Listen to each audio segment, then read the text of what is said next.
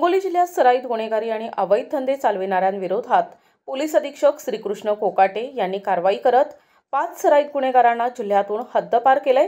या कारवाईमुळे अवैध धंदे चालक तसेच सराईत गुन्हेगारी करणाऱ्यांचे धाबे दणाणले आहे। हिंगोली जिल्ह्यात सराईत गुन्हेगारी आणि अवैध धंदे चालकांवर पोलिसांकडून कारवाई केली जात असून नुकतेच पोलीस अधीक्षक श्रीकृष्ण कोकाटे यांनी होळी धुळवडीच्या पूर्वसंध्येला सतत गुन्हेगारी आणि अवैध धंदे करणाऱ्या सराईत 5 गुन्हेगारांवर कडक कारवाई करून जिल्हा हद्दपार केले।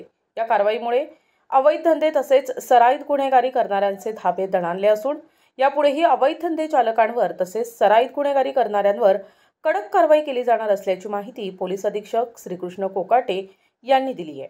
तर होळी आणि धुळवड या सणानिमित्त रंगाचा बेरंग करणाऱ्यांवर कडक कारवाई केली जाणार असून होळी आणि धुळवडसाठी प्रत्येक पोलीस ठाणे हद्दीत पोलिसांचा ठिकठिकाणी मोठा बंदोबस्त लावण्यात आलाय।